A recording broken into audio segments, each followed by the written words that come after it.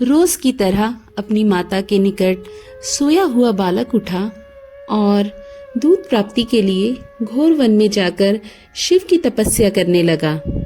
धौम्य ऋषि के बड़े भाई और मुनि व्याघ्रपाद के पुत्र शिव भक्त उपमन्यु ने किस प्रकार दूध पाने के लिए शिव आराधना करके सब कुछ पा लिया, आइए शिव पुराण में मिलने वाली इस सुंदर कथा का रसास्वादन करते हैं।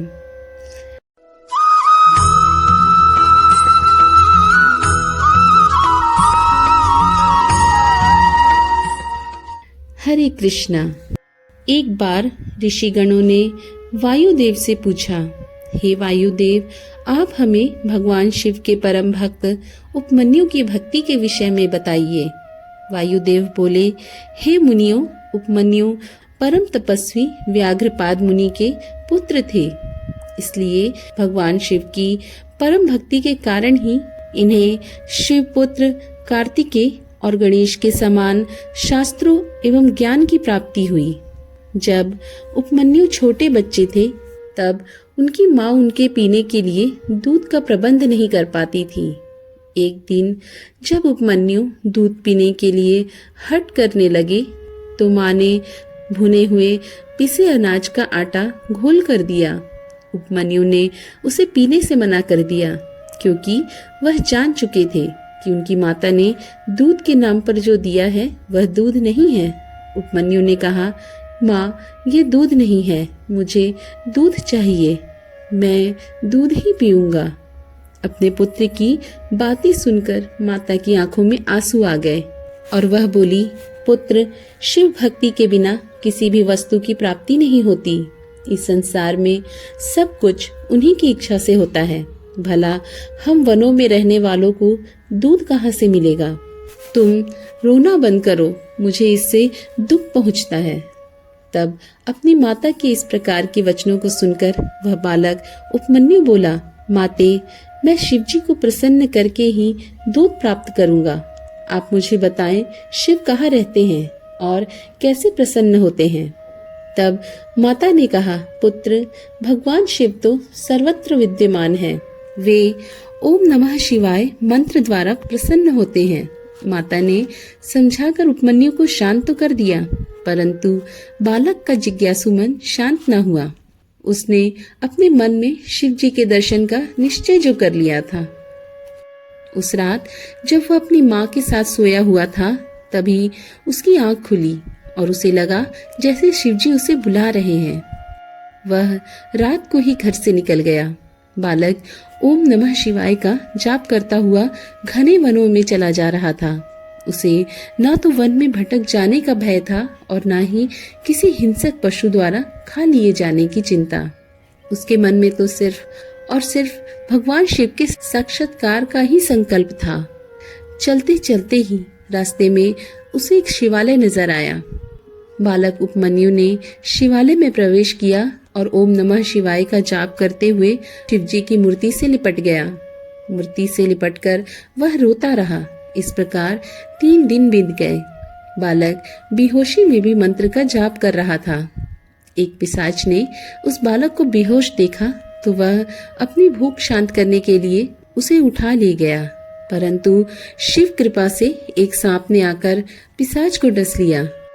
जब वह होश में आया तो अपने को शिव मूर्ति के सामने न पाकर वह दुखी हो गया।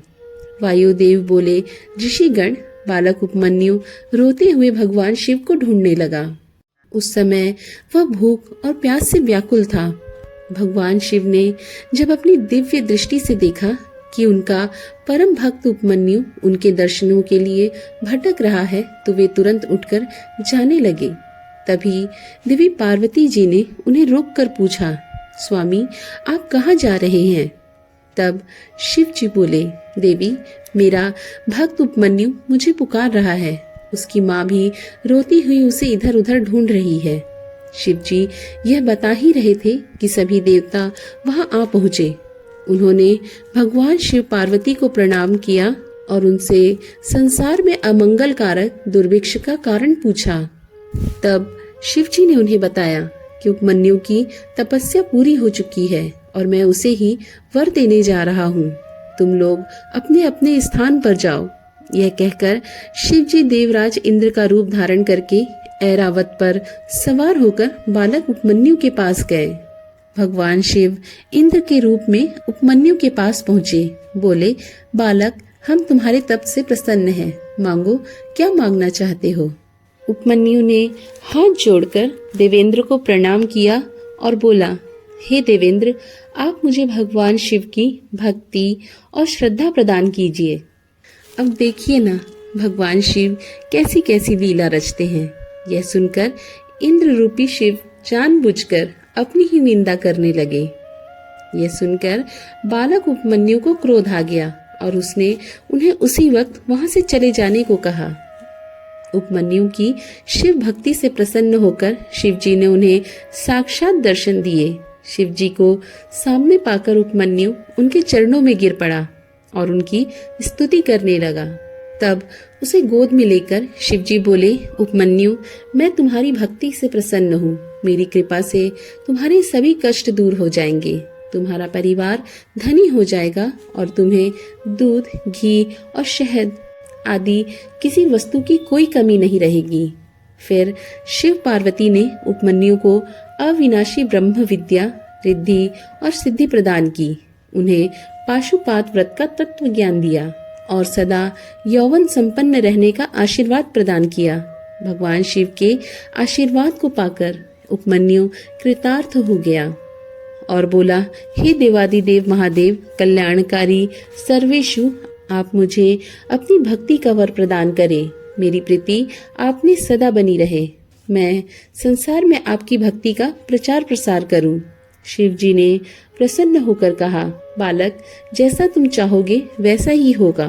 तुम्हारी सभी मनोकामनाएं पूर्ण होगी।